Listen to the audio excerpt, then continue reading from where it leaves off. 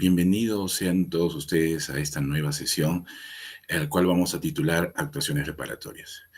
Mi nombre es Martín Cayo Perales, especialista en cadena de abastecimiento público, y desde ya desearle los mejores éxitos en los temas que vamos a desarrollar y venimos desarrollando en este ciclo del Sistema Nacional de Abastecimiento. El día de hoy vamos a realizar, ver el tema principalmente de actuaciones preparatorias. Recordemos que las actuaciones preparatorias o actos preparatorios forman parte de las fases de la contratación, que inicia justamente con esta fase de actos preparatorios, prosiguiente a un procedimiento de selección, la etapa de selección, y finalmente a una fase final en donde se va a ejecutar los bienes y servicios conforme a las cláusulas contenidas en un contrato, ¿no? Que la llamamos ejecución contractual. Entonces, veamos cuál es el contenido o qué contiene esta fase de actuaciones preparatorias. Principalmente es el requerimiento, que ya sabemos que es formulado por el área usuaria, ¿no es cierto? En esta fase también la indagación de mercado es la acción que realiza el órgano encargado de contrataciones, que podría ser la oficina de abastecimiento, logística, dependiendo de la entidad, la que lleva a cargo esta fase de indagación para determinar unas variables sobre el precio, sobre la posibilidad de poder distribuir la buena proa al momento de realizar un procedimiento de selección, ¿no? El valor estimado, cuando hablamos de bienes y servicios, valor referencial referido a obras y consultoría de obras, ¿no? La expedición de la disponibilidad presupuestal a través del certificado de crédito presupuestal, el famoso CCP, ¿no? Que obviamente está a cargo del área de presupuesto, ¿no? Asimismo, tenemos que realizar y aprobar todo lo que es el expediente de contratación, que es justamente la consecución de todos los actuados ya mencionados para poder dar inicio formal a el procedimiento de selección. Asimismo, no podemos iniciar un procedimiento de selección si es que tampoco no hemos designado al órgano encargado de conducir el proceso, que obviamente puede ser un comité de selección o también el órgano encargado de las contrataciones, como vamos a ver más adelante, ¿no? Asimismo, en esta etapa también vemos lo que es la elaboración y aprobación de las bases, ¿no? Empecemos por lo esencial, el inicio de estos actos preparatorios. No es otra cosa que el requerimiento. Requerimiento podemos definir como una solicitud que toda área usuaria, ¿no? Pretende ser atendida a su necesidad a través de este documento, a través de este requerimiento, ¿no? Y obviamente para el cumplimiento de sus actividades, ¿no? Esta formulación de requerimiento da inicio al proceso de contratación, determinando en gran medida el éxito del mismo. Como ya habíamos mencionado, ¿no? La efectividad, un procedimiento de selección y una buena ejecución contractual recae principalmente en una buena y adecuada formulación de requerimiento, ¿no? Por eso es importante conocer toda esta temática al momento de elaborar un requerimiento. ¿Cuál es el contenido del requerimiento? Principalmente el requerimiento, que es la solicitud o el formato que en cada entidad está disponible, se debe estar adjuntándose las especificaciones técnicas, que son las características, las condiciones para la entrega de un bien.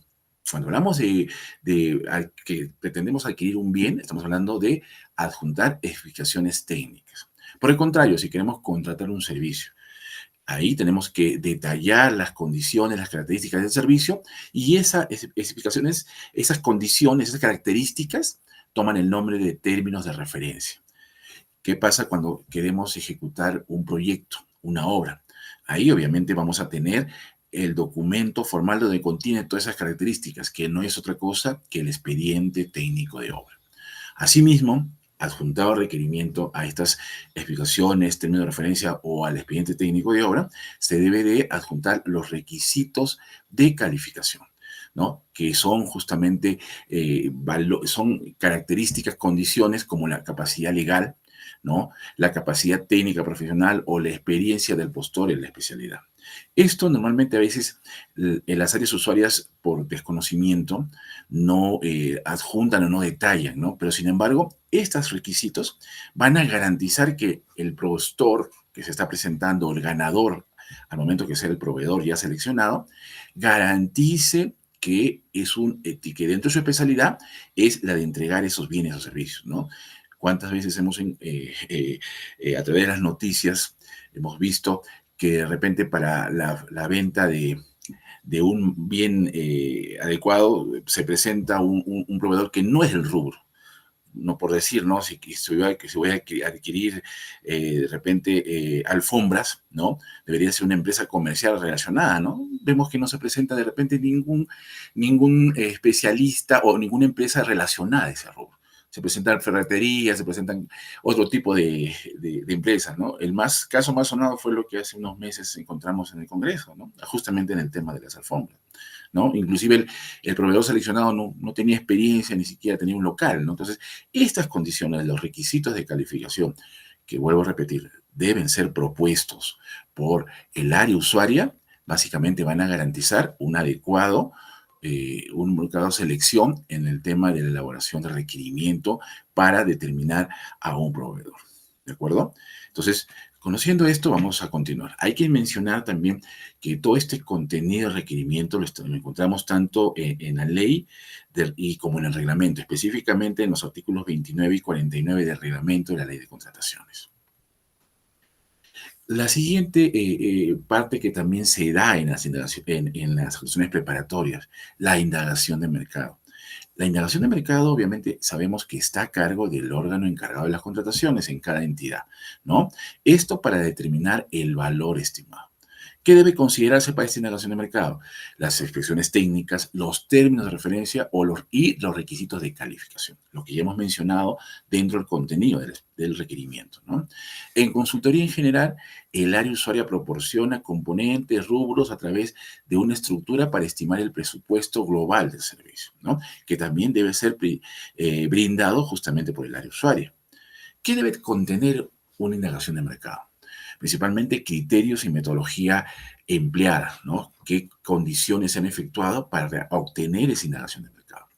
Verificar la pluralidad de marcas o postores, ¿no? Con respecto a ese tipo de bien o una contratación de servicio especificado, ¿no?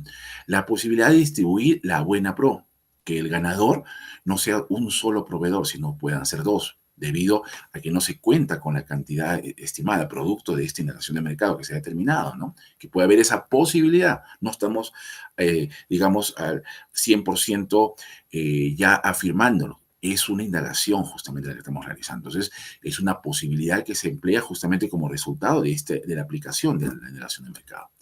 Todos los conceptos aplicables conforme al mercado específico. ¿Cuáles son las fuentes? O sea, ¿qué se debe tomar en cuenta para realizar una indagación de mercado?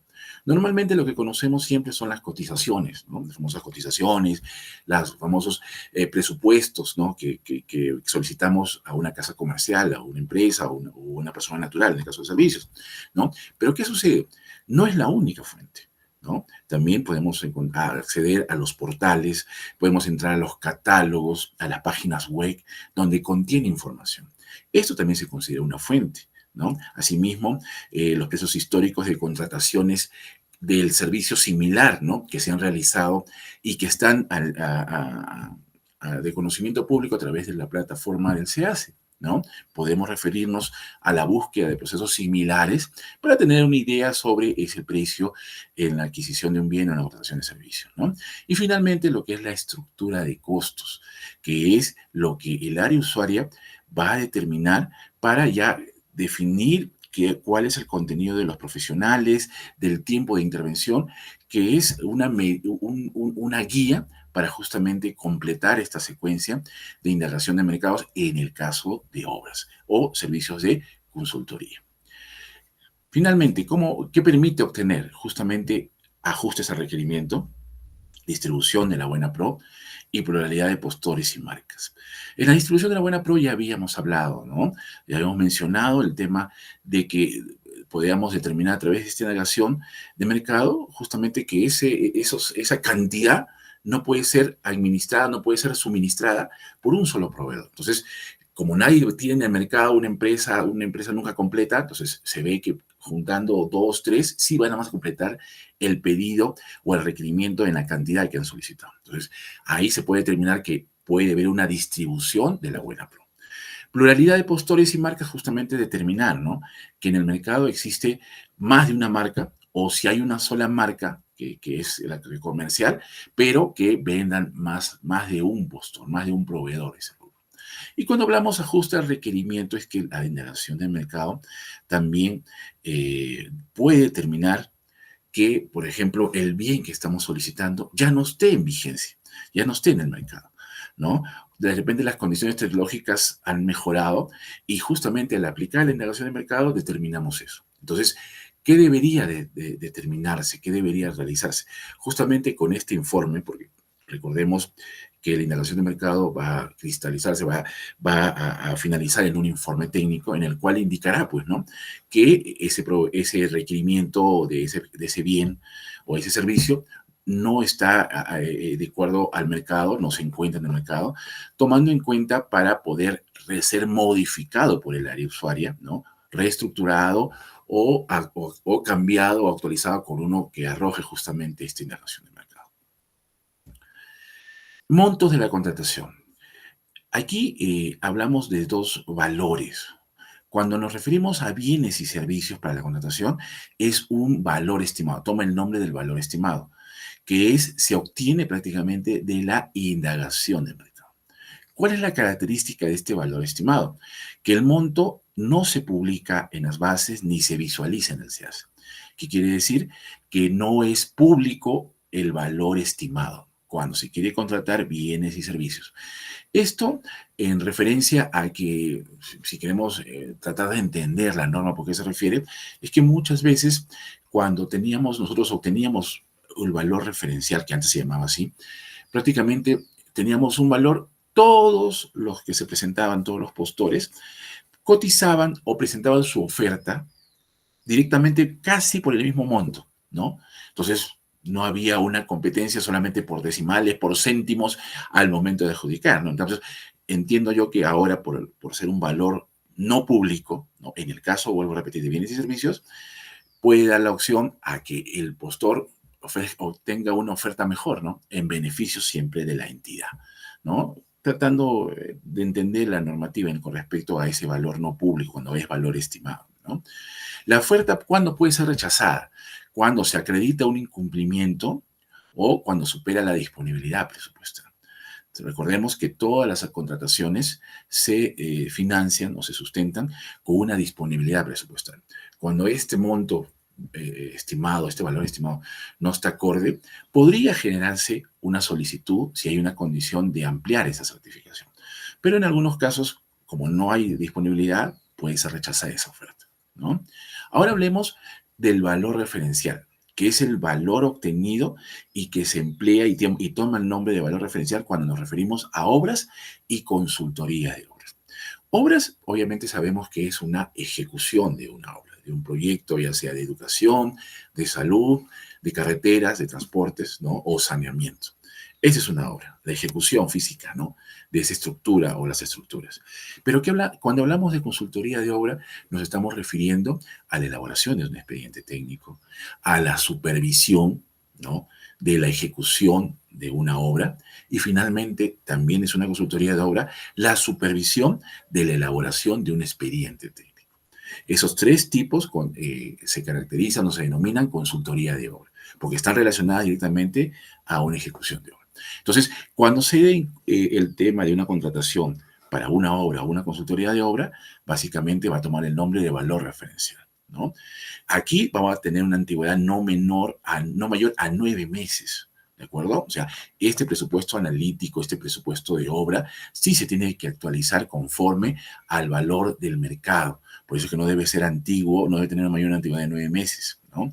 Corresponde al presupuesto de obra o al presupuesto de la consultoría.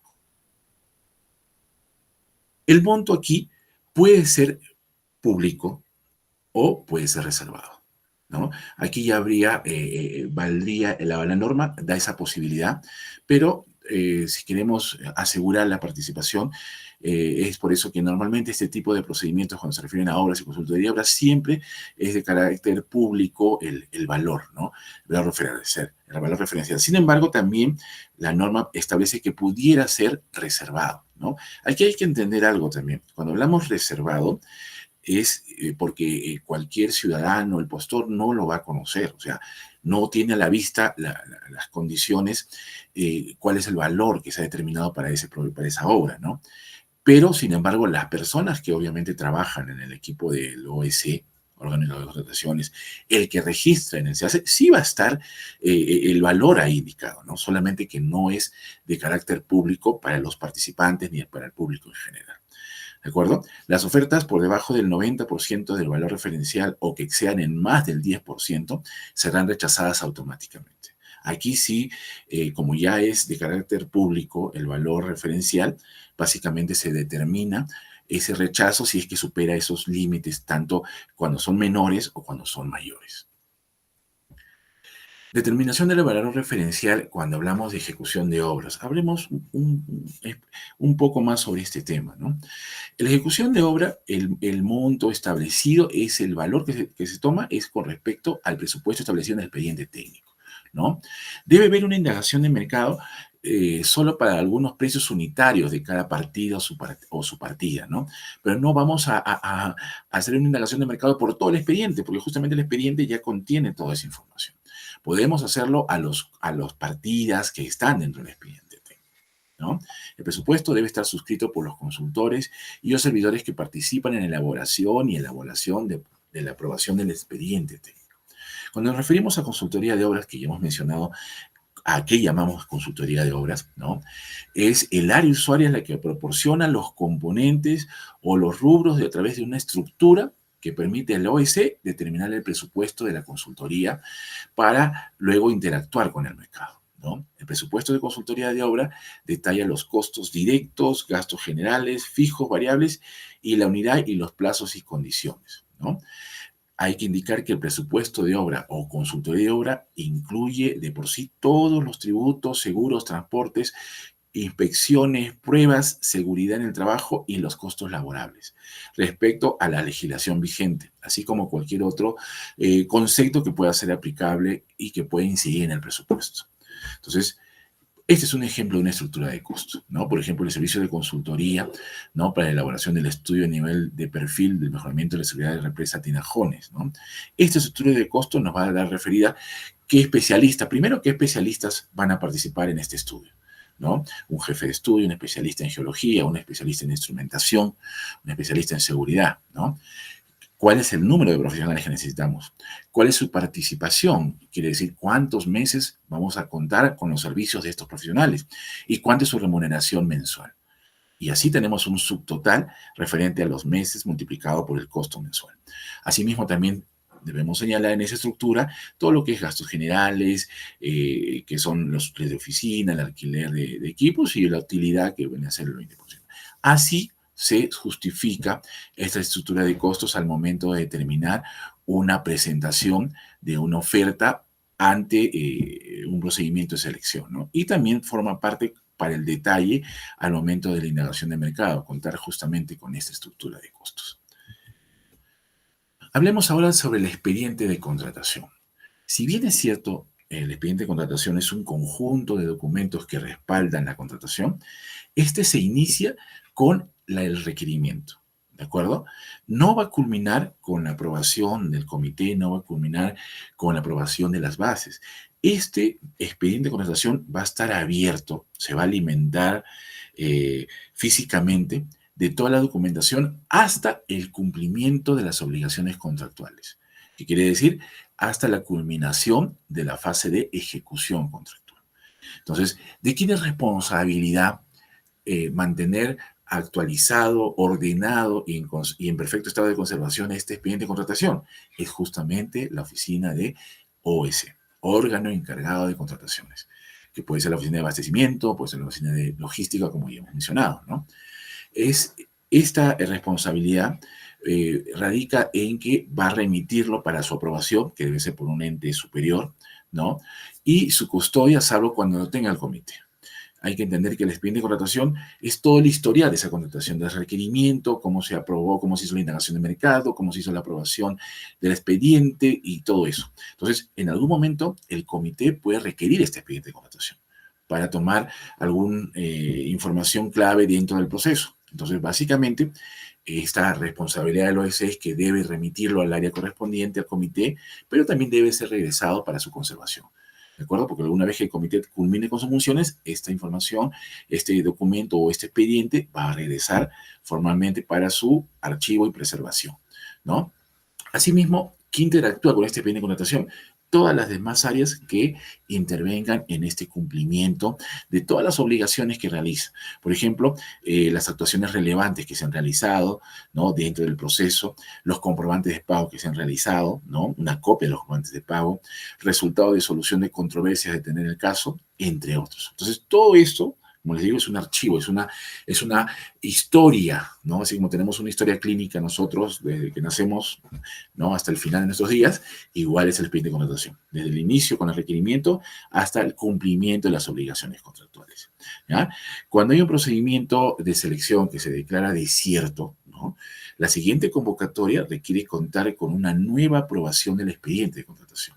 Solo cuando el informe de evaluación de razones que motivaban la declaración de desierto haya determinado que es imputable al requerimiento. O sea que el requerimiento, al no tener las condiciones mínimas que aseguren, no han permitido obtener o seleccionar un proveedor porque nadie se presentó. Entonces, ahí recién cuando se identifica como que el requerimiento nace por una debilidad justamente en esto, se tiene que hacer un nuevo expediente de contratación, ¿vale? Es decir, una nueva presentación de requerimiento, una nueva indagación de mercado y todas las secuencias que hemos visto hasta aquí, ¿de acuerdo? ¿Qué requisitos mínimos contiene un expediente de contratación? Primordialmente el requerimiento, ¿no es cierto? Todo lo que corresponde a la presentación de esa necesidad de bienes y servicios por el área usuario. El valor referencial o valor estimado, ¿no? Dependiendo de la obtención del mismo a través de la indagación de mercado o del expediente técnico en el caso de una obra.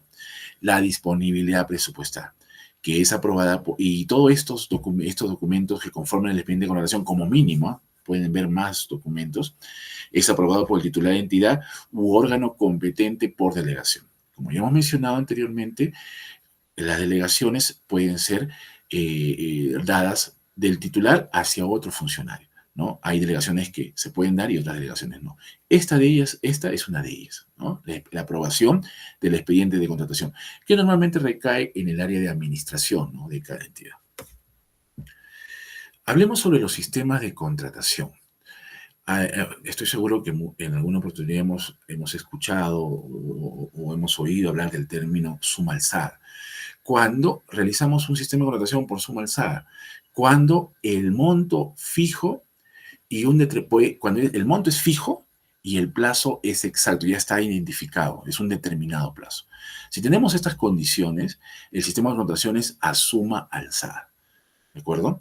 Pero por el contrario, cuando conforme se va ejecutando, es que se va dando esta valorización o estos pagos conforme a la selección, es monto según lo ejecutado. Toma el nombre de precios unitarios.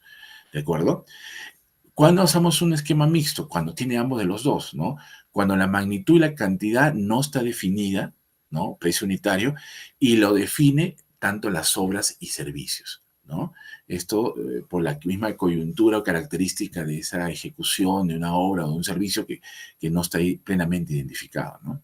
También se puede aplicar un sistema de contratación en base a tarifas cuando se realiza una consultoría en general o consultoría de obras, ¿no?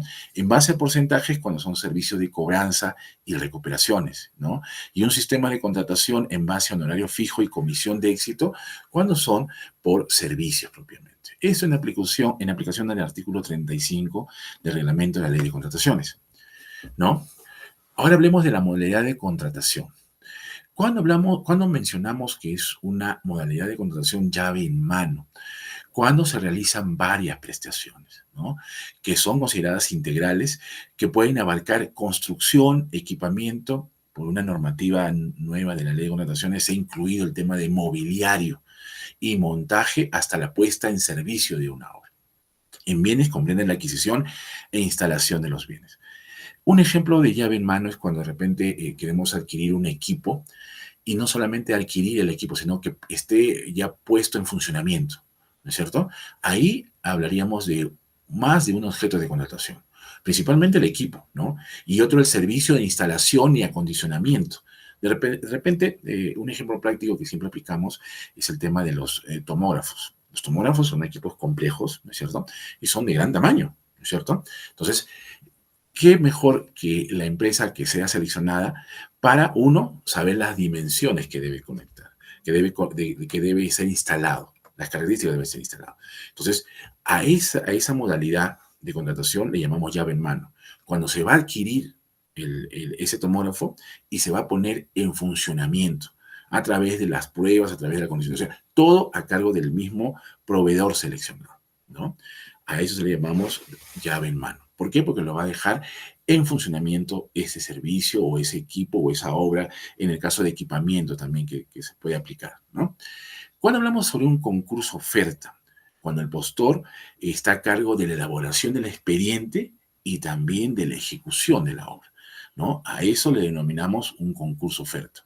Esta modalidad solo puede aplicarse en ejecución de obras que se convoquen bajo el sistema de suma alzada y siempre que el presupuesto del proyecto o valor referencial corresponda a una licitación pública.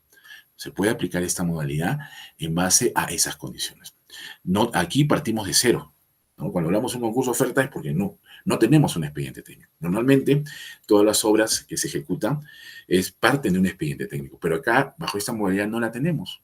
Esa herramienta fundamental no existe. Entonces, cuando se convoque a un proyecto o una obra que sabemos que debe ser mayor a los 2.800.000 en la norma general, ¿no?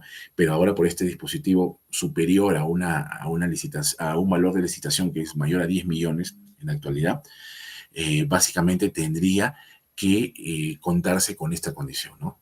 Que sea concurso oferta por la elaboración del expediente técnico y por la ejecución de la misma obra. También se puede dar contrataciones por paquete, ¿no?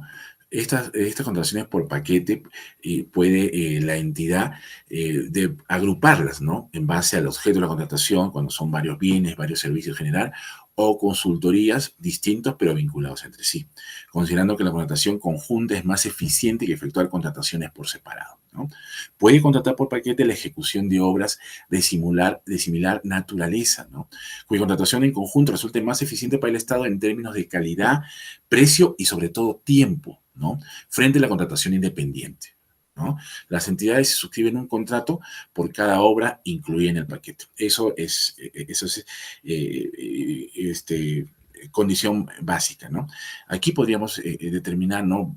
Por ejemplo, yo tengo como una entidad, una municipalidad o un gobierno regional, la posibilidad de construir, ¿no? 3 hospitales o 2 hospitales, ¿no? Tranquilamente lo puedo agrupar por un paquete. O sea, con un paquete voy a seleccionar a un solo proveedor en un proceso de selección para que este proveedor ejecute la prestación de la ejecución de la obra de esos 3 hospitales, en el ejemplo que les estoy mencionando. Pero ¿cuál es la condición? Que por cada procedimiento, por cada hospital, va a tener sus características propias, va a llevar a cabo su control a través de un contrato independiente, ¿no? A eso se refiere esta contratación por paquete, cuando podemos agrupar en base a la misma naturaleza, cuando la entidad determina que es más ventajosa, ¿no? Realizarlo por paquete que de manera individual, ¿no? Por los tiempos en su procedimiento de selección individual, si es que lo lleváramos a cabo, ¿no? También se puede realizar por ítem, por lotes o por tramos, ¿no?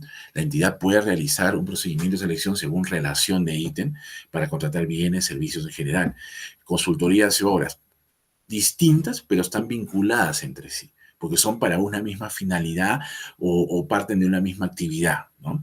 Con montos individuales superiores a 8 unidades impositivas tributarias, las famosas 8 UITs. ¿Qué quiere decir? Que de repente yo, por una relación de ítem, si cada ítem va a superar las 8 IT, yo debería hacer una adjudicación simplificada o una licitación dependiendo del valor, ¿no? Pero justamente puedo hacer en un procedimiento una relación de ítem para determinar cuál es el ganador dependiendo de las ofertas que se presenten, ¿no? Entonces, por ahí eso se refiere, ¿no? O cuando hablamos de lotes o tramos, imagínense que ustedes están a cargo de la ejecución de una carretera o de un tramo de la reconstrucción de un río, ¿no? El encauzamiento de un río, que demanda más allá después de 10 kilómetros. Tranquilamente, y esto a criterio de la entidad puede determinar que sea por tramos. De repente de los 10 kilómetros, separarlo por tramo A, tramo B y tramo C, y convocar procedimientos individuales para cada uno. ¿Cuál va a ser la ventaja? Que básicamente la obra, el tramo A va a correr por un solo proveedor, el tramo B por otro y el tramo C, y van a trabajar independientemente y en algún momento se van a unir. A diferencia de tener un procedimiento tradicional o uno solo, en el cual va a abarcar el tramo de los 10 kilómetros en el ejemplo, pero que va a tomar su tiempo en ejecutarlo de esa manera, ¿no? Entonces, esa es una posibilidad que también la norma establece, ¿no? A través del reglamento, el artículo 39, de la posibilidad de realizarlo tanto por ítem, por lotes o por tramos. Cada ítem constituye un procedimiento independiente dentro de un procedimiento principal, ¿no? Al que se le aplican las reglas del procedimiento principal, ¿no? Con las excepciones previstas en el presente reglamento. Hablar también del tema de fraccionamiento es hablar cuando no se cuenta, cuando se quiere, o sea, el procedimiento no se realiza por querer cortar esa posibilidad, ¿no? De lo que se refiere una ejecución de un procedimiento tradicional, ¿no? Supongamos que, como sabemos, una vez que supera las 8 UITs, ¿no es cierto? Yo debo realizar una adjudicación simplificada para bienes y servicios, ¿no es cierto? Pero yo no quiero llegar a hacer una adjudicación simplificada. Por ejemplo, mi requerimiento es por 40.000 y ya superan las 8 UITs.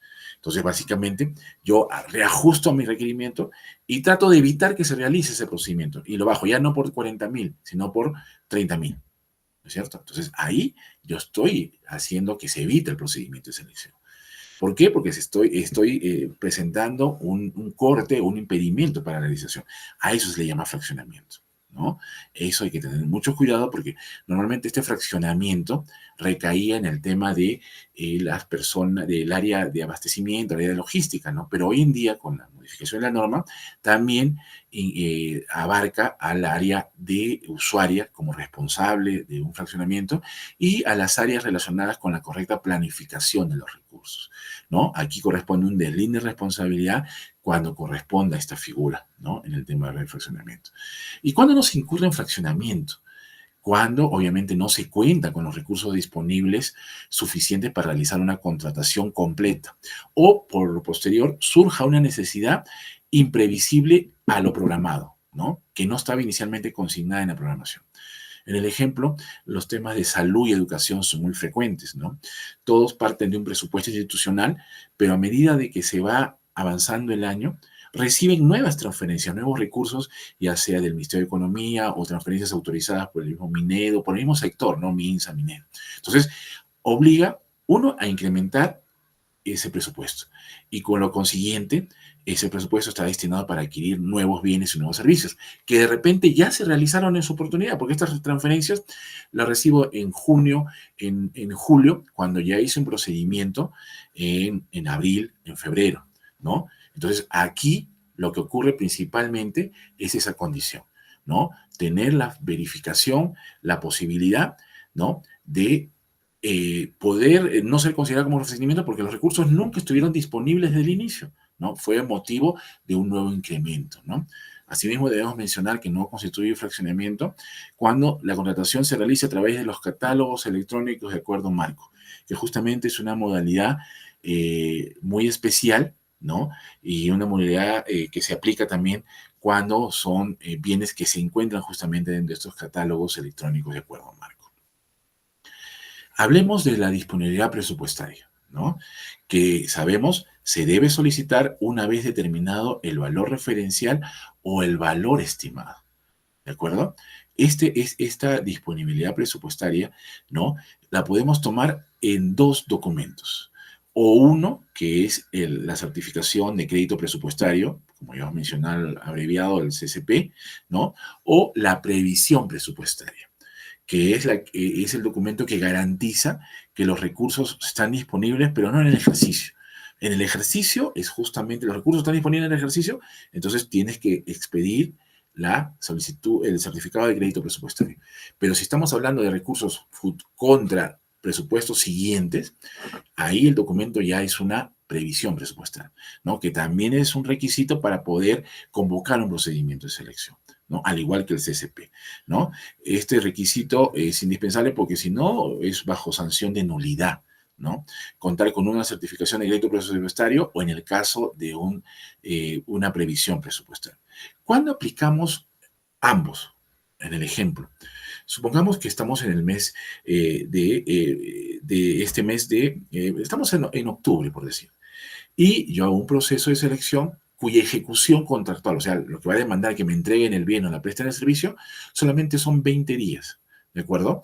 Mientras que hago un proceso de selección, una adjudicación simplificada que puede demandar 7 a 10 días hábiles, pongámosle un mes completo, octubre, noviembre, más los 20 días de ejecución contractual, ese gasto, esa ejecución contractual sí se realizaría en este año, ¿de acuerdo? Entonces, ¿qué conllevaría eso? A la prestación del servicio efectivo, ¿no? Y obviamente el pago de esa prestación. ¿Qué quiere decir? Que esos recursos se van a utilizar este año. Pero ¿qué pasaría si en la misma oportunidad en octubre yo hago un procedimiento, ¿no? Por lo mismo, el mismo procedimiento de selección, la adjudicación simplificada, pero su ejecución contractual va a demandar 90 días. Octubre se fue, voy a poder ejecutar en noviembre una parte y en diciembre, pero no todo, porque los 90 días se cumplen todavía en enero. Entonces ahí tendría que ya generar los dos documentos. La certificación por el periodo actual donde estoy, digamos, realizando el procedimiento y ejecutando, y la diferencia que es contra el presupuesto del año siguiente. ¿No es cierto? Y cuando se hago un procedimiento, ahí en el ejemplo ya estamos viendo la segunda caso. Primer caso, 100% certificación. Segundo caso, una parte de certificación y otra parte previsión presupuestal. ¿Y cuándo hablaríamos de una previsión presupuestal 100% para disponibilidad presupuestal para un procedimiento de selección? Cuando la ejecución contractual conlleve todos los años siguientes, porque puede darse no solamente el año siguiente, sino más de 12 meses una ejecución contractual. Entonces, ahí sí se utiliza la previsión presupuestal. ¿Y quiénes pide esta previsión presupuestal? El área de presupuesto suscrita con el área de administración, ¿no? Este documento va a garantizar que sí se cuenta con los documentos, perdón, con el presupuesto para la disposición de esa ejecución de ese proyecto o de una prestación de un servicio determinado. ¿De acuerdo? En los casos de los bienes, cuando su plazo de ejecución también lo demanden, también se puede trabajar en base a una previsión presupuestal. Hablemos ahora sobre los órganos a cargo del procedimiento de selección, ¿no? Aquí podemos determinar que cuando se realice una licitación pública, un concurso público, una selección de consultores, y cuando hablemos de una adjudicación simplificada, que es un procedimiento menor en escala, pero también se realiza para obras y consultoría de obras, sí o sí debe tener un comité de selección para cada procedimiento, ¿de acuerdo? También una adjudicación simplificada puede ser conducida por un comité de selección si es que la entidad lo determina, que puede ser individual o permanente, para en el caso de los bienes, contratación de servicios en general y consultorías en general. Pero también la norma establece, recuerdo el artículo 43 del reglamento, que el órgano encargado de las contrataciones puede conducir una adjudicación simplificada en estos casos. Llámese bienes, llámese servicios en general y consultoría en general. Ahora, una conducción de un procedimiento de selección a cargo del OEC se aplica para qué procedimientos? Para una comparación de precios y para una contratación directa. Vamos a hablar más adelante de cada tipo de procedimiento de selección, pero estos son los órganos encargados de este procedimiento de selección.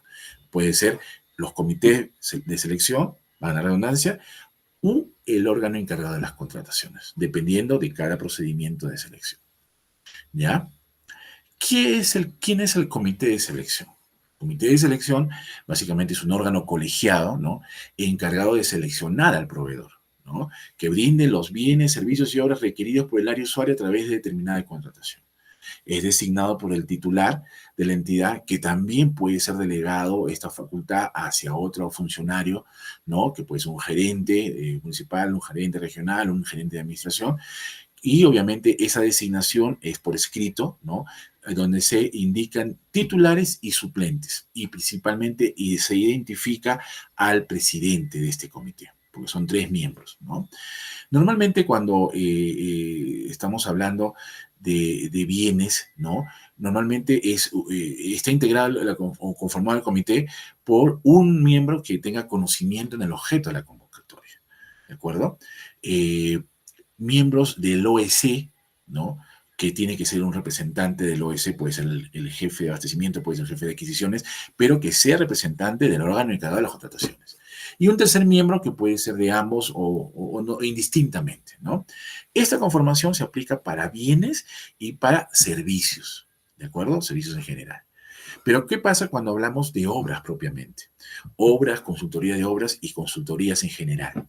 Aquí por la de especialidad ya cambia. Mientras que teníamos por el otro lado bienes y servicios solamente un personal de conocimiento técnico del objeto de la contratación, aquí encontramos dos. Dos miembros tienen que tener conocimiento en el objeto de la contratación. Por la complejidad justamente, ¿no? Vuelvo a repetir, en el caso de obras, consultorías y consultorías en general. Y un tercer miembro sí o sí debería ser el representante del OEC, ¿no? Al cual recordemos que dentro de las atribuciones que tiene el órgano encargado de las contrataciones es la conducción, es la acreditación de la correcta aplicación de la normativa en materia de adquisiciones. ¿Y quién mejor que el representante o el miembro del OEC que justamente acredite? Porque dicho de paso, también tiene que estar certificado. No quiere decir que todos los miembros del comité deben estar certificados, ¿no? Solo el representante del OEC, ¿no? Se puede contratar expertos independientes cuando la entidad no cuente con un especialista o no cuente con el apoyo para determinar alguna característica propia, ¿no? Dentro del comité. De repente, a veces en la entidad no se cuenta con un profesional, ¿no? De repente, por el tema del tipo del bien que queremos adquirir. De repente, cuando se trata de computadoras, sí contamos con equipo, un área informática que nos da el soporte, ¿no? Pero cuando son, en el caso de salud, de repente equipos más complejos, a veces no tenemos este especialista. Lo correcto sería recurrir a otra entidad pública del mismo sector para que nos pueda asistir con ese especialista. Y cuando hemos agotado esas instancias, podemos contratar a un profesional que asista, no tanto en el comité, sino desde antes, porque va a ser el que va a identificar los bienes que vamos a adquirir o contratar. Hablando del comité de selección, también hay una conformación especial en lo referente a cuando son ejecución de obras que incluyen diseño y construcción. Ahí ya va a variar la conformación, ya no van a ser 3, van a ser 5. ¿Y por qué van a ser 5? Porque obviamente la complejidad así lo establece, ¿no? Un miembro del OEC, un miembro del área usuaria y 3 expertos independientes, obviamente con conocimientos especializados en elaboración de expediente técnico de la especialidad contratada. Los expertos pueden ser servidores de la entidad. Esto solamente cuando la ejecución de una obra incluya un diseño y una construcción. ¿De acuerdo? Es un comité especial, un comité de selección muy especial en su conformación. Pero siempre la característica de ser impar, ¿no? En los objetos de contratación anteriores sabemos que eran 3, aquí son 5. ¿Y por qué tiene número impar? Porque siempre va a haber internamente la toma de decisiones, ¿no? Y obviamente tiene que haber un voto dirimente. Entonces, por eso la justificación en su conformación. ¿Quiénes no pueden ser miembros o quienes no pueden ser removidos, ¿no? Un miembro no puede ser removido de la integración del comité, salvo caso fortuito, o fuerza mayor, o de repente su contrato venció y ya no va a ser renovado, ¿no? Cese u otra situación justificada, ¿no? Asimismo, salvo que tenga conflicto de intereses, ¿no? Intereses personales, intereses laborales, económicos, que pudieran poner en riesgo o en conflicto de interés el cumplimiento de sus funciones como comité de selección. Entonces, si yo prácticamente estoy participando en un comité, pero tengo familiares, tíos que obviamente sé que no pueden participar o que tengo un grado de amistad que está abierto, yo ya tengo que exhibirme de eso, porque hay un conflicto de intereses, porque de repente de repente es el único familiar que vende ese tipo de servicios en la localidad, entonces no podría. ¿No? Ahí sí estaría justificado ese conflicto de intereses y podría ser removido. Pero en esos dos casos nomás justifican el cese en sus funciones, fuerza mayor, un accidente, alguna licencia que deba ser removido y porque ya no está, ¿no? Pero aún así también puede ser reemplazado por el suplente correspondiente. Sus miembros no pueden renunciar salvo conflicto de intereses. Obviamente, ¿cuál es el procedimiento? Una renuncia que se presente por escrito, detallando las razones que sustentan el conflicto de intereses, ¿no? Incurre en responsabilidad el servidor que temerariamente o maliciosamente indica que tiene conflicto de intereses, pero que no existente, no demuestra su existencia. Entonces, ahí sí acarrea una responsabilidad administrativa por, no, por la omisión de sus funciones a la cual ha sido designado, ¿no? Aquí sí vamos a hablar sobre los impedimentos para integrar un comité de selección. ¿Quién no puede ser miembro de un comité? El titular de la entidad, ¿no? Todos los servidores públicos que tengan atribuciones de control y fiscalización. Aquí hablamos en forma general, ya sea gobierno local, sea gobierno regional, los regidores, los consejeros regionales, los directores de empresa, los auditores. Los auditores, salvo que dentro del órgano de control institucional, la oficina de OSI, sean miembros con conocimiento técnico del objeto de contratación. ¿No? Por ejemplo, el OSI, como es un área usuaria, presenta, ¿no?, un requerimiento. Entonces, como es conocedor en el objeto de contratación, puede integrar un comité, pero porque el requerimiento parte de su área. No, si hablamos de un procedimiento tradicional o un requerimiento que no corresponde a su área, obviamente no puede participar, porque justamente está impedido de acuerdo al artículo 45 del reglamento, ¿no? Asimismo, los servidores que por disposición normativa o por delegación hayan aprobado el expediente de contratación. Si yo apruebo un expediente de contratación, sea el administrador, sea funcionario delegado, yo no puedo integrar el comité, ¿de acuerdo? Aprobar los documentos del procedimiento de selección o que tenga facultades de resolver la apelación, ¿no es cierto? Este impedimento se circunscribe al proceso de contratación a que se refieren las delegaciones antes señaladas, ¿no? Cobro un acuerdo y responsabilidad. Esto ya es propiamente ya las funciones del comité, ¿no? El comité actúa en forma colegiada, como ya hemos mencionado, ¿no? Y es autónomo en sus decisiones. Nadie para tomar decisiones que en su conjunto, ¿no?, los cuales no requieren ratificación alguna por parte de la entidad. Anteriormente, todos estos acuerdos y quórum, siempre existía un cuaderno o libro de actas de los procesos de selección. Si los que tienen ya mucho tiempo trabajando en la administración pública y ligados a los procesos de selección en el área de abastecimiento o logística, sabemos que existía el famoso libro de actas, ¿no?, donde se plasmaba toda la conducción del proceso de selección. Y no solamente el proceso de selección, sino las actuaciones preparatorias, cuando se reunía el comité, cuando elaboraban las bases, todo esto. Eso se mantiene, pero ya no a través de un cuaderno, sino a través de actas. Entonces, esas actas van a reflejar cuándo se han reunido, cuándo sesionan, ¿no? Cómo se van a reflejar cada actividad que realiza el comité, ¿no? Para sesionar se requiere la presencia de todos los miembros, ¿de acuerdo? En caso de ausencia del titular, lo reemplaza su suplente. Recordemos que cuando se ha designado un comité, designamos, así como designamos al presidente y a los dos miembros, que son los titulares, también se designa a los tres suplentes, al suplente del presidente y a los dos suplentes de los demás miembros, de los otros dos miembros, ¿de acuerdo? La entidad evalúa la ausencia si fue justificada o no para determinar una responsabilidad. Puede darse el caso que un miembro sale de comisión de servicios y justo ese día tenían que reunirse para poder absorber las consultas. Básicamente, el procedimiento debería llevarse a cabo, no debería postergarse esa fecha o esa fase. ¿Quién debería asumir para ese caso, para completar el quórum de los tres miembros? El suplente correspondiente a ese miembro que está ausente. Y solamente va a durar su intervención hasta que el titular regrese, ¿no es cierto? Entonces, ahí sí corresponde esa interacción entre titulares y suplentes.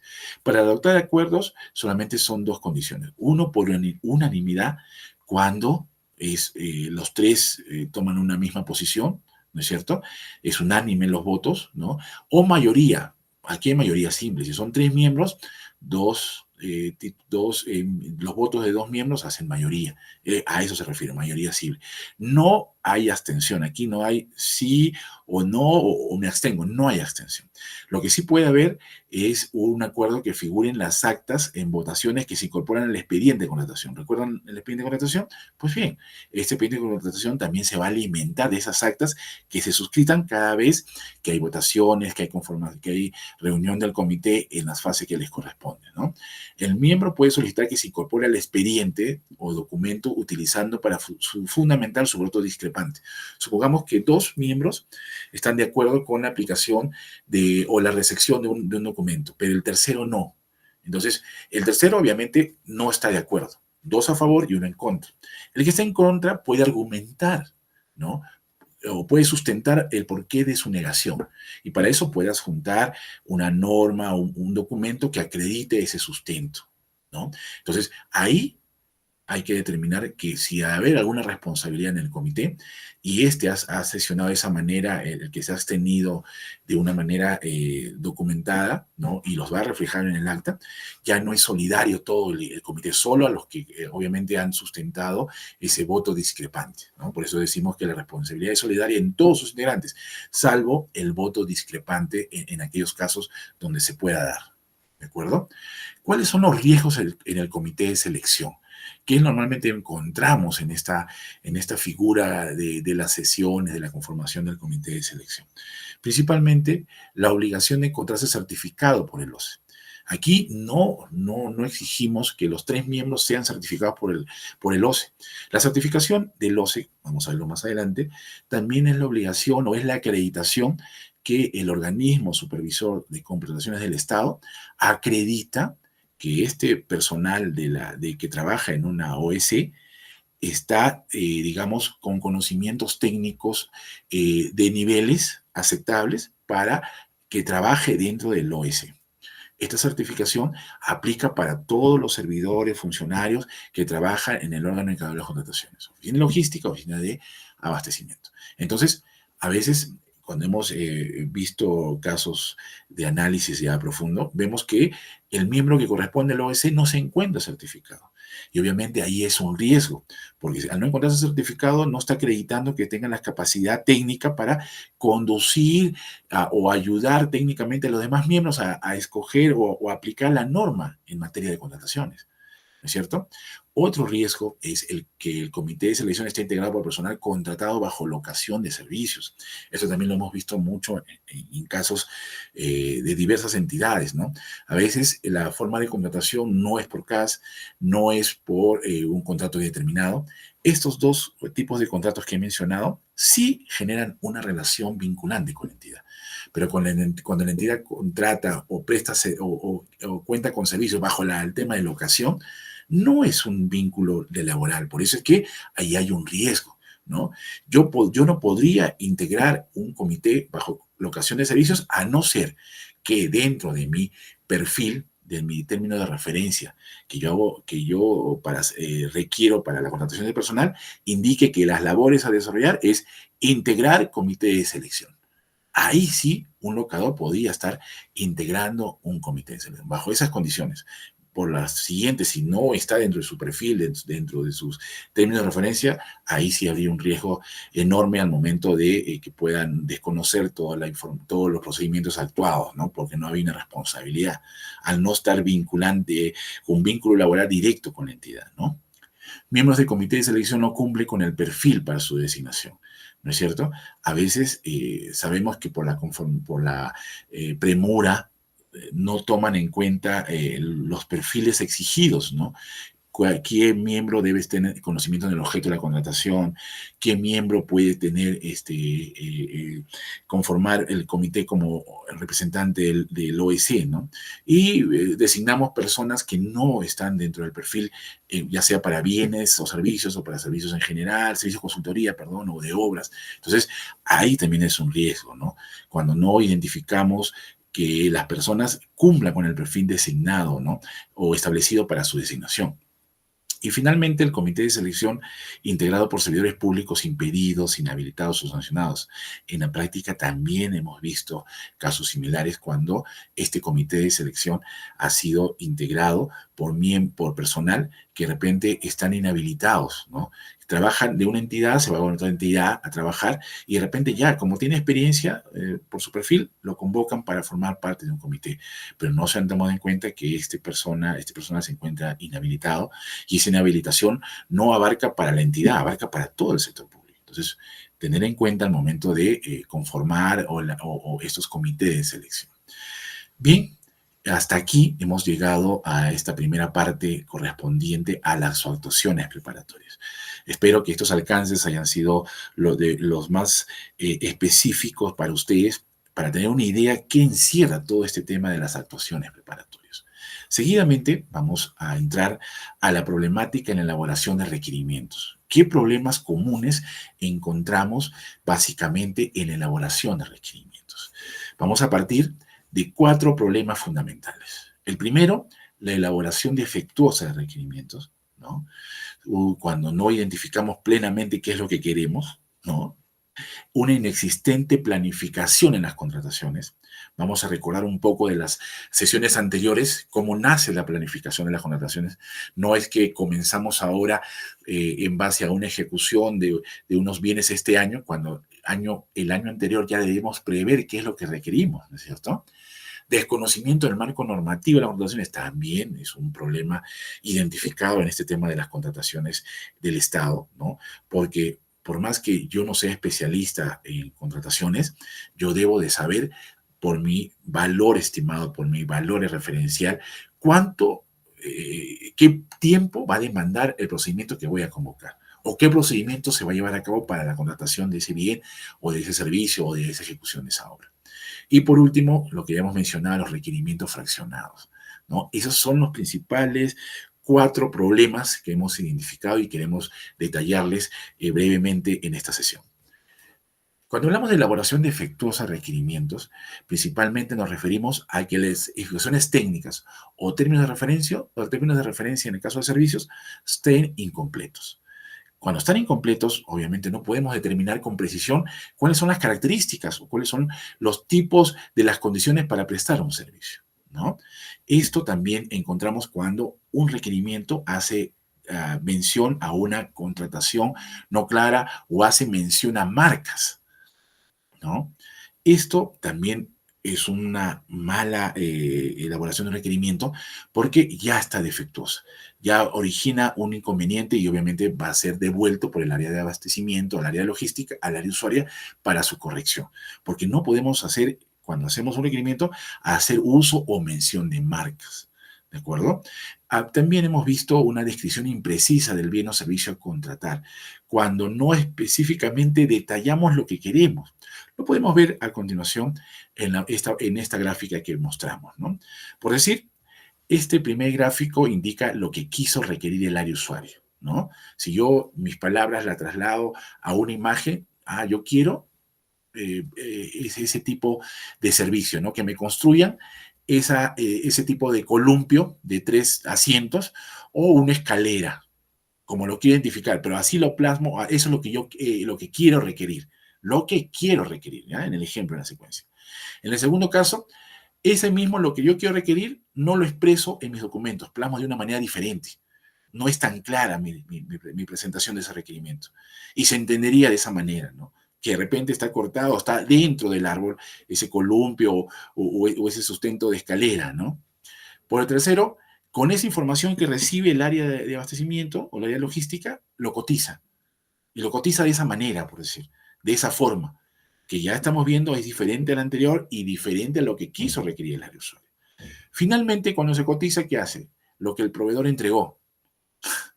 Veamos que entrega que una soga como para pensar que se puede ahorcar el mismo proveedor, ¿no? Que es totalmente diferente. Pero realmente, ¿qué es lo que quiso el área usuario? ¿Qué es lo que necesitaba? Esto, ¿no? Este sillón está amoblado para poder estar sentado y viendo bajo la sombra del árbol, ¿no es cierto? Entonces, vemos que en todas estas fases, ninguna es igual. Ninguna se detalla y con la misma especificación técnica, por llamarlo así. Se lo quiero representar a un caso práctico.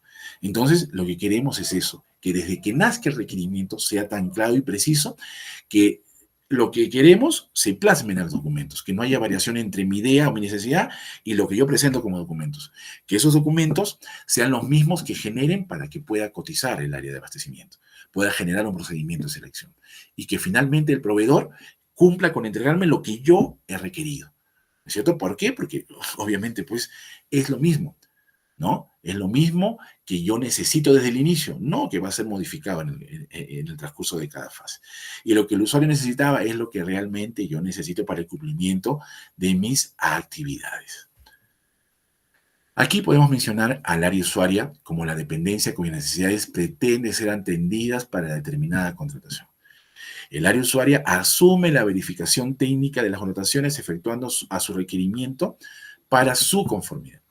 En otras palabras, si el área usuaria requirió este bien de tipo A, yo voy a dar una conformidad al bien tipo A. Yo no puedo dar una conformidad a un bien tipo B, porque las reglas de juego comenzaron con el requerimiento. Y mi requerimiento decía bien tipo A. ¿De acuerdo? Nadie más que el área usuaria la que presentó el requerimiento para dar la conformidad de ese bien o ese servicio. ¿Ya? Por eso enfatizamos aquí que el área usuaria es responsable de la adecuada formulación del requerimiento, ¿no? Antes de formular el requerimiento, el área usuaria en coordinación con el OS también verifica si su necesidad se encuentra definida en una ficha de homologación, un listado de bienes y servicios comunes o en el catálogo electrónico de acuerdo marco. En dicho caso, el requerimiento recoge esas características técnicas previamente establecidas. Eso lo vamos a ver a continuación. ¿Qué debe tener un requerimiento? ¿Qué características, qué condiciones? ¿Cuál es el alcance? Cuando hablamos de bienes, hablamos a esas características que se denominan especificaciones técnicas. Entonces, debemos mencionar cuáles son las características técnicas referidas a las condiciones, a las operaciones, embalaje, el rotulado, qué reglamentos meteorológicos cumples o reglamentos sanitarios nacionales son de aplicación, cuál es el impacto ambiental, el acondicionamiento, la modalidad de ejecución, si es llave en mano, concurso oferta, bueno, transporte o seguros, garantía comercial, prestación accesoria a las prestaciones. Si ese bien va a requerir un mantenimiento preventivo, un soporte técnico, un tema de capacitación o entrenamiento, qué requisitos debe guardar el proveedor o el personal seleccionado para prestar este bien, ¿no? Para contratar este bien, el lugar y plazo de la ejecución de la prestación. Por más que todos conozcamos, ¿no es cierto? Si es un servicio, ¿dónde se va a prestar el servicio? Por decir, Red de Salud Lima Norte o Cusco Norte. No, debemos de colocar la dirección exacta. Calle Los Tulipanes, J14. Exactamente, así como el horario de atención, ¿no es cierto? Aquí ya no corresponde que todos los requerimientos de bienes deben de contener estas características. Sin embargo, debemos tomar en cuenta la mayor cantidad de estas condiciones, porque son las que realmente son aplicables, ¿no? Si nosotros indicamos que podremos dar adelanto, debemos consignarlos aquí en nuestros requerimientos, en nuestras direcciones técnicas. Si hay una subcontratación. Al hablar de subcontratación, recordemos que en el tema de contrataciones en el Estado se puede subcontratar. Cualquier empresa puede subcontratar un servicio o prestación de un servicio o prestación de un bien. Pero, ¿qué condiciones? Si yo, como área usuaria, digo que no quiero que se subcontrate este bien o este servicio, ahí ya pongo mis reglas de juego y nadie podrá subcontratar de aquí en adelante. Pero si yo no lo menciono dentro de este requerimiento, va a suceder que de repente yo hago mi proceso de selección, selecciono a la empresa A y cuando veo que lo están prestando el servicio, la confección de ese bien o la preparación de ese bien, veo que lo está haciendo una empresa B o una empresa C, porque ha habido una subcontratación. Vuelvo a repetir, algo que yo no lo mencione o que no le detalle en estas situaciones técnicas va a ser motivo de que el proveedor o genere unas controversias más adelante o que aplique su criterio, porque no lo está señalado, no lo está prohibiendo. La confidencialidad también es un tema propio que debemos mencionarlo, ¿no? La confidencialidad es esa cláusula donde nadie más que la entidad debe de conocer el producto que está entregando este bien, ni tampoco divulgarlo a terceros por parte del proveedor. es cierto? ¿Cómo va a ser la forma de pago? Si va a haber fórmulas de reajuste. Esta fórmula de reajuste también es de aplicación en el caso de que aquellos bienes sufren variación constante, ¿no? En el tema de sus precios. Entonces, por ejemplo, si queremos contratar, digamos, combustible, tenemos que indicar que se va a aplicar una fórmula de reajuste conforme las condiciones por el ente rector, ¿no? En el tema de suministro de combustibles. Y no solamente se puede aplicar ahí, puede ser en otro tipo de bienes que tengan esta variación constante de precios, ¿no? Eso obligaría a que de repente nos evitemos que si fuera por el caso del combustible, prácticamente ya el grifo que seleccionaba la empresa que se ha sido seleccionada ya no nos quiere atender porque él ha subido el precio y conlleva a que de repente genere yo un nuevo procedimiento de selección con los plazos, con las condiciones y obviamente dilataciones, conllevando de repente a un posible desabastecimiento. Si yo hubiera indicado acá que deberá aplicarse fórmula de reajuste, automáticamente el señor de la empresa me va a mostrar, ¿sabes qué? Ha habido una variación de un 20%, de un 5%, de un 2%. Entonces, en base a esa fórmula, yo reajusto el precio. Y esa es una fórmula, es una condición permitida en las contrataciones, siempre y cuando se consigne dentro de los requerimientos y específicamente en las indicaciones técnicas.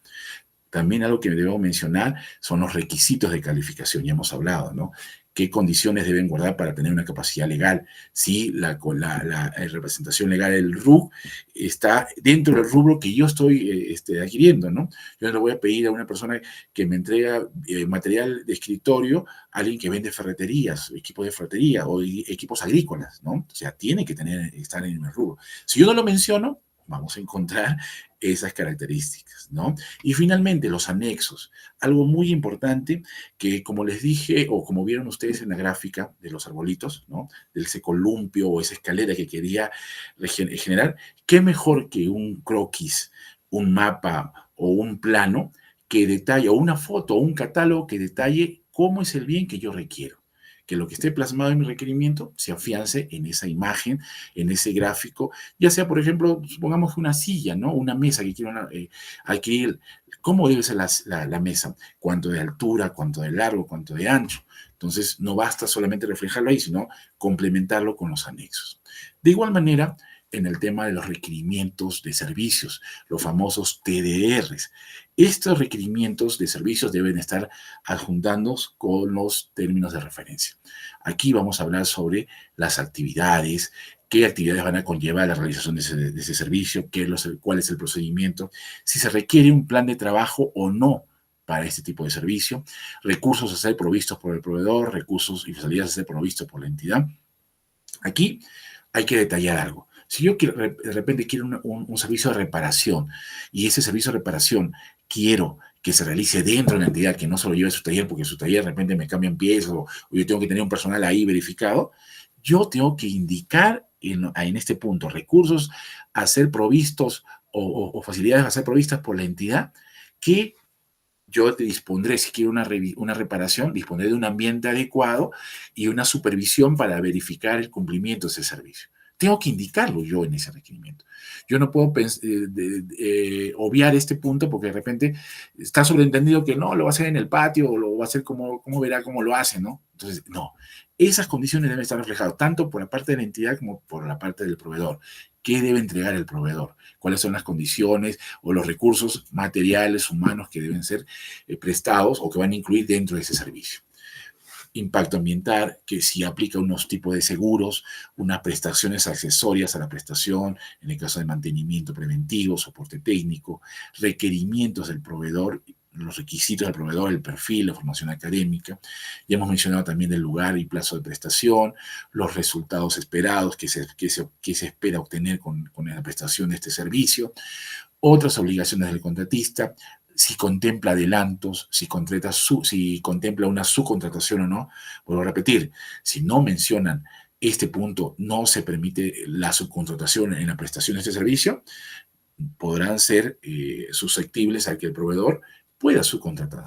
¿De acuerdo? Y obviamente con el malestar de ustedes no tener la seguridad si esa persona que está prestando el servicio tiene las mismas condiciones tal o mejores que las que han sido seleccionadas para el proveedor que se ha escogido, ¿no es cierto? el tema de confidencialidad, el tema de propiedad intelectual, también todos los servicios, en el caso de consultorías, la titularidad, lo que es la propiedad intelectual, le pertenece a la entidad, porque para eso está pagando. Si yo no menciono este tipo de característica, tranquilamente, por más que yo preste el servicio, le doy pie a que el consultor, en el caso de una consultoría, pueda hacer uso de esta información tanto tomándose como suya. Para eso se condiciona esta característica de propiedad intelectual, que todo el producto que resulte de la prestación de servicio es propiedad de la entidad, porque para eso se ha condicionado ese pago, ¿de acuerdo? ¿Qué otras penalidades se podrían aplicar, no? Muchas veces, dependiendo del tipo de servicio, a veces la penalidad que comúnmente conocemos tanto en bienes o servicios es la prestación por mora. Cuando se incumple el plazo establecido de entrega, 2 días, 3 días, y se aplica esa penalidad. Pero también yo puedo aplicar otro tipo de penalidad, siempre y cuando esté dentro de mi requerimiento. Si yo no lo menciono, yo no puedo aplicar otro tipo de penalidad más adelante. Que me entregaron de una forma no correcta en el embalado. No, que yo no quería ese embalado, tenía que ser con una base de madera, porque es un equipo que requiere esto. Lo han presentado en cajón, en cartón, perdón.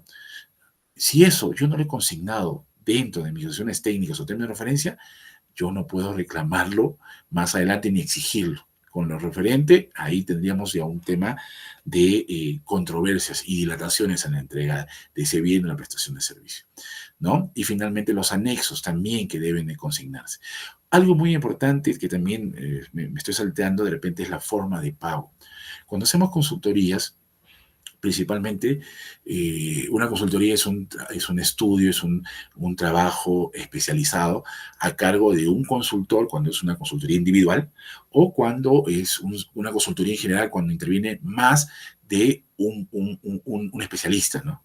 De repente necesitamos un estudio conformado por un psicólogo, por un cronista, por un médico cirujano. Entonces, eso sería una consultoría en general, ¿no es cierto? Por un servicio especializado. Y su pago va a ser conforme a los entregables, a los productos que va a entregar, que van a ser por parte.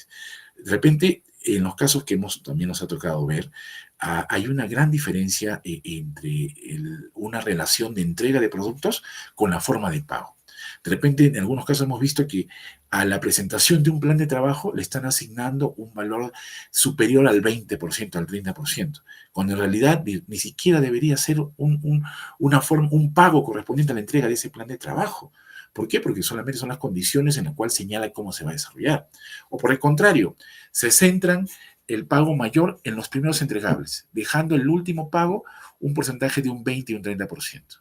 ¿Qué pasaría si el proveedor decide no concluir el servicio? Ya cobró entregable A, B, y ya se ha llevado casi un 60%, un 80%, un 70%. ¿Y qué resta?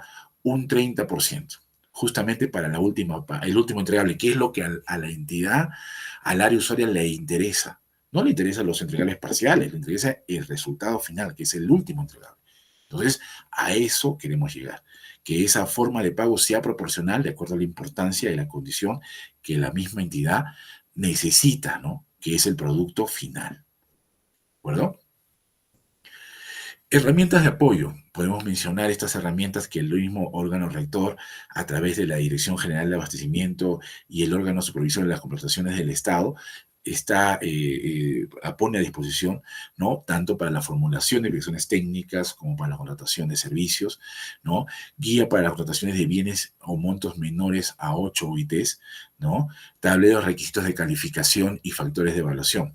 Aquí hay que entender qué es un requisito de calificación, que es parte integrante del requerimiento y está a cargo del área usuaria, cuando nos referimos a capacidad legal, a la identificación, que el proveedor básicamente está capacitado, ¿no? Para poder realizar esta prestación de ese servicio o esa contratación de ese bien. Y por el contrario, los factores de evaluación, que son ya las condiciones, cómo se va a evaluar al proveedor, pero ya dentro de un proceso. Lo segundo está a cargo del OEC, pero sin embargo también está a disposición a través de estas herramientas, estas guías, estos instructivos que están vigentes algunos del año 2013, 2017, pero que siguen vigentes a la actualidad. El segundo problema existente es la inexistente planificación de las contrataciones. Cuando cuando las compras no son oportunas, cuando se evita conseguir precios competitivos. ¿Y esto por qué? Porque en vez de ya a prever esto con una programación anticipada, yo lo hago de manera en el mismo periodo, cuando de repente hay crisis social, hay temas como lo que se prevé, fenómenos ambientales, fenómenos climáticos que van a condicionar que ese producto no esté en el mercado, por las lluvias, si viene por lado marítimo, que hay bravura en el mar y no pueden desembarcarlo. Entonces, todas estas condiciones se cortan en base a una planificación, ¿no?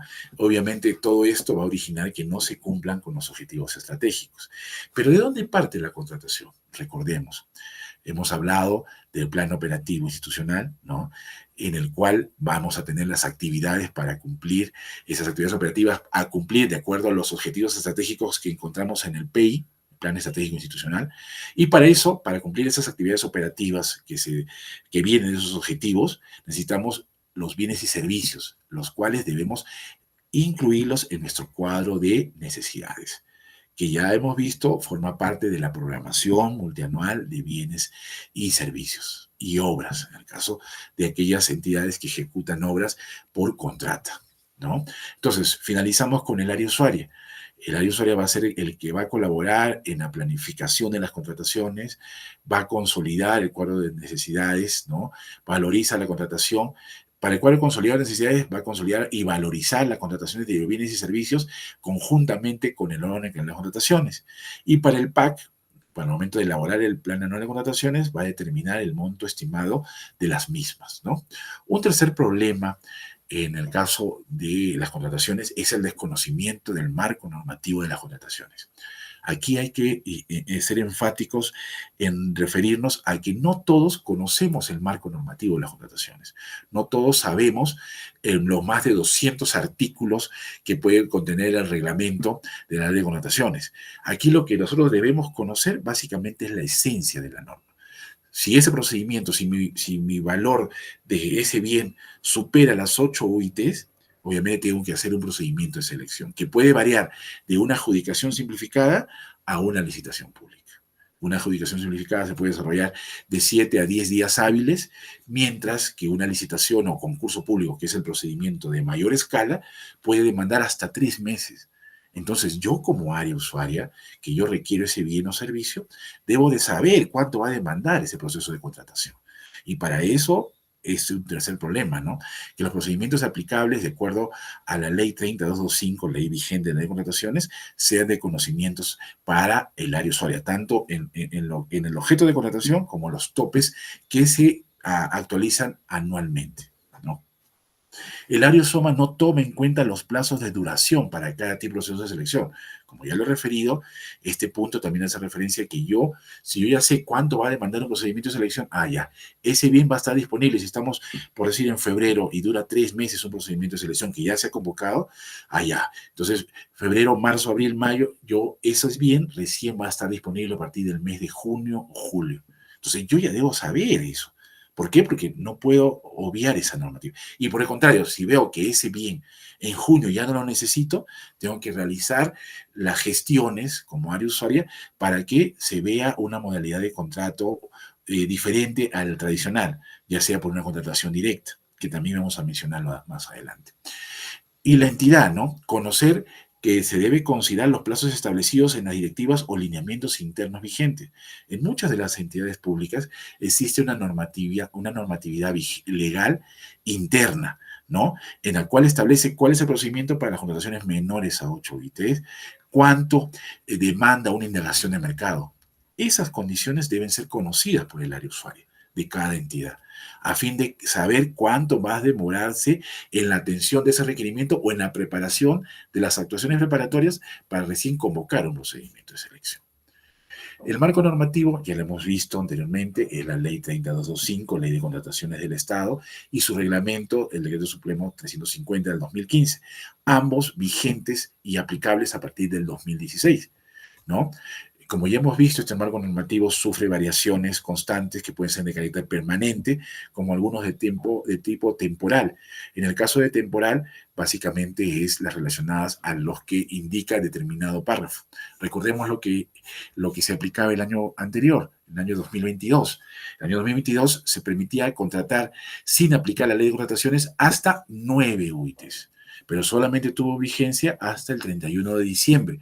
¿Y desde cuándo? Desde que se salió publicado el decreto de urgencia 016-2022, el 27 de junio. Esto a través del Congreso de la Nación, Congreso de la República. Entonces, esto tiene índole temporal, como también ahorita está vigente la ley 31.728, que si ustedes la ubican, este marco normativo hace referencia a unos créditos suplementarios que el Estado transfiere a las entidades, a algunos organismos, a algunos ministerios, pero que dentro de esa ley incluyen dos artículos principales. El primero, la posibilidad de contratar mediante una adjudicación simplificada para ejecución de obras hasta 10 millones. ¿Cuál era el tope para una adjudicación simplificada? Que la obra no superara los 2.800.000. Si supera los 2.800.000, tendría que hacer una licitación. Pero con esta ley que salió publicada en abril y tiene vigencia temporal hasta este 31 de diciembre, las entidades podrán realizar un procedimiento de selección más simplificado llamado adjudicación simplificada, que puede durar un promedio de 7, 10 días hábiles, o sea, menos de un mes, para poder contratar hasta 10 millones de cuando el valor, el objeto de contratación sea ejecución de obras, ¿no? Y es temporal porque va a durar solamente hasta el 31 de diciembre, entre otros artículos también aplicables a la ley de contrataciones. Por eso hay que conocer estos dispositivos, este marco normativo, como les digo, ¿no?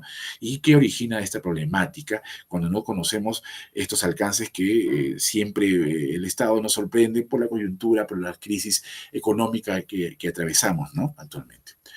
¿Cuándo aplicamos una licitación pública? Solamente aplicamos una licitación pública para bienes y obras, ¿de acuerdo? Y para servicios, cuando los topes establecidos, se aplica un concurso público solo para servicios en general, consultoría de obra y consultoría en general. Una adjudicación simplificada se puede realizar, es otro tipo de procedimiento de selección, para bienes, servicios y obras, pero ahí si aquí también se aplica una licitación para obras, ¿por qué se va a aplicar para adjudicación simplificada? Ahí entra otro tipo de clasificación, que son los topes que vamos a ver a continuación. La selección de consultores individuales es un procedimiento cuando se aplica para los servicios de consultoría en general, pero que es realizado específicamente por quién, por un solo consultor, por eso se llama consultoría, consultores individuales. Comparación de precios para los bienes y servicios que son de disponibilidad inmediata, ¿ya? Que están al alcance del mercado. Subasta inversa electrónica cuando estos bienes y servicios tengan una condición, tengan una ficha única o ficha de listado de bienes y servicios. Lo vamos a ver también más adelante. Y una contratación directa cuando se puede contratar, se utiliza para contratar bienes, servicios y obras, pero ahí ya viene un tema de costo-oportunidad, porque a diferencia de los procedimientos anteriores que he mencionado, no hay participación, no es participativo el procedimiento, sino es en base a una invitación, porque existe una causalidad previa. Entonces, aquí en la segunda clasificación, los topes. Si ustedes ven, este cuadro que es elaborado por el SEACE, por el OCE, ¿no? Órgano Supervisor de Contrataciones del Estado, se actualiza anualmente, año tras año. Y básicamente, para este año establece que, por decir, cuando aplico, ya sé ya por el cuadro anterior, que una licitación se utiliza para bienes y para obras, ¿no es cierto? Pero para bienes, ¿a partir de cuándo? Cuando el valor sea mayor o igual a 480.000 nuevos soles. Si los bienes que yo pretendo adquirir superan los 480.000 nuevos soles, tendré que hacer una licitación pública. Y en el caso de obras, si es mayor a 2.800.000, también tendré que hacer una licitación pública. Pero ahora, ¿qué sucede con la ley 31.728 que he mencionado anteriormente? Ahora te permite, y solamente va a estar vigente hasta el 31 de diciembre del año 2023, poder realizar no una licitación, sino una adjudicación simplificada hasta 10 millones, con el fin de acelerar o acortar. Recordemos que una licitación de por sí puede demandar hasta 3 meses el procedimiento, con las etapas, con las posibles actuaciones que podían desarrollarse, ¿no? En comparación a una adjudicación simplificada que en menos de un mes efectivo tenemos ya a un contratista seleccionado para la realización de tal bien, servicio u obras en este caso, ¿no? El concurso público siempre se aplica para las contrataciones de servicios en general, consultoría de obras o consultorías en general, superiores a 480.000 nuevos soles. Adjudicación simplificada, ya hemos establecido el monto, ¿no? Los 39.600, que es la multiplicación de las 8 UITs, el valor de las 8 UITs, cuando es superior a 8 UITs hasta menor a 480.000, es una adjudicación simplificada. Pero ya hemos visto que por la normativa vigente se puede variar esto en el tema de obras hasta 10 millones para la ejecución específicamente de obras. ¿Cuándo aplicamos una subasta inversa electrónica?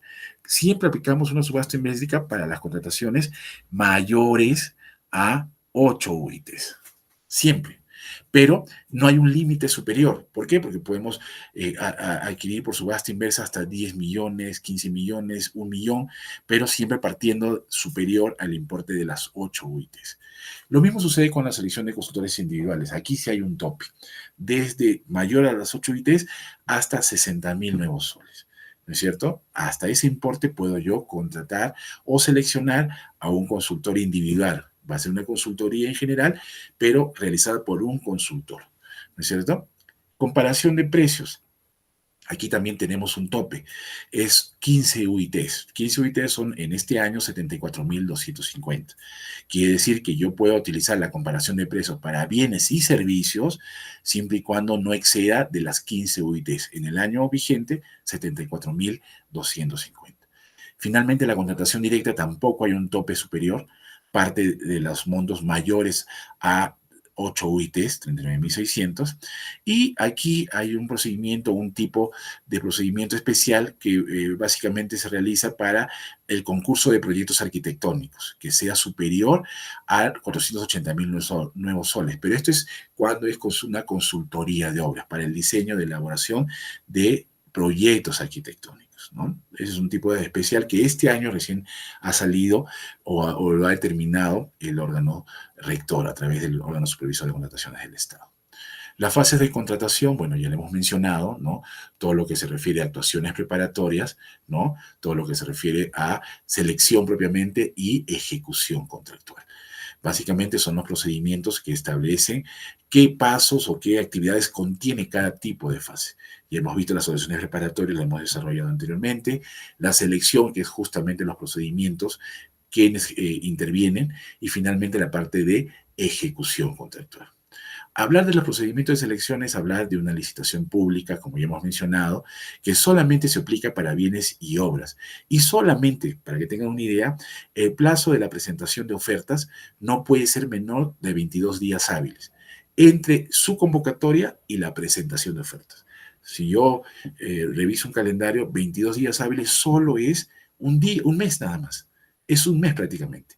Pero aquí nos está tomando en cuenta si esas observaciones que anteriormente hemos explicado, esas consultas, no se responden en el plazo establecido o se dilatan más allá de lo concerniente a lo establecido, ¿no? En los plazos del cronograma. Entonces, esto va corriendo. En la práctica puede demandarse a una licitación, a un plazo de hasta 3 meses, tanto en la licitación pública como concurso público, porque son la misma metodología técnica. Otros procedimientos aplicables, la comparación de precios, la subasta inversa electrónica y la contratación directa, ¿no? Los lineamientos internos. Cuando hablamos de lineamientos internos son los lineamientos, las directivas, las guías que la misma entidad establece como pautas a seguir para la contratación de determinados bienes y servicios dentro de la entidad. Acá podemos poner un ejemplo, la directiva que se aplica para la contratación menor a 8 ITs, pero esto solamente va a tener vigencia para la entidad. Por eso es que cada entidad debe desarrollar estos lineamientos internos, ¿no? Asimismo, aplicar los formatos correspondientes, qué formatos se van a utilizar y qué formatos no, ¿no? Y finalmente, el último problema que también lo hemos enfocado, los requerimientos fraccionados, prácticamente parte del tema de evitar un procedimiento de selección, ya sea reduciendo, no la necesidad, sino el valor estimado con el fin de no realizar el procedimiento de selección. Ya sabemos quiénes son los responsables. Ya antes, si se le pasaba el gol, por llamarlo así criollamente, a la oficina de abastecimiento responsable del fraccionamiento. No. Hoy en día es compartida esta responsabilidad, tanto para el área usuaria como para las dependencias cuya función esté relacionada a una correcta planificación de recursos. Finalmente, ya hemos mencionado cuándo no se incurre en fraccionamiento, a través de esas famosas transferencias donde los recursos vienen, ¿no?, de manera posterior a la aprobación del presupuesto, porque inicialmente no se tuvo y se ha incrementado el marco disponible. Por lo consiguiente, tenemos que adquirir nuevos bienes, nuevos servicios, a pesar de que hayamos hecho un procedimiento anterior. O por el contrario, hay un evento, una necesidad imprevisible, ¿no? Dios no quiera que tengamos una emergencia en materia de lluvias o huaicos, deslizamientos. Entonces, esa actividad va a generar que tendremos que contratar, disponible, de hacer acciones inmediatas a través de contrataciones. O de repente ya para un sostenimiento, una limpieza, hacerlo un trabajo de mantenimiento, operación de ese causamiento, de ese río o de esa vía. Entonces, se tiene que hacer un procedimiento de selección, pero con recursos nuevos, producto justamente de esta necesidad que ha surgido. Entonces, en esos casos, descartemos que exista un tipo de fraccionamiento. Entonces, con esto vamos a culminar esta nueva sesión. Espero que estos alcances brindados en el tema de la problemática, en la elaboración de los requerimientos, sean enfocados como tal para obtener un procedimiento de selección sin problemas y mucho menos tener este tipo de controversias, dilataciones al momento de la ejecución concreta. Estaremos viéndonos en una próxima sesión. Muchas gracias.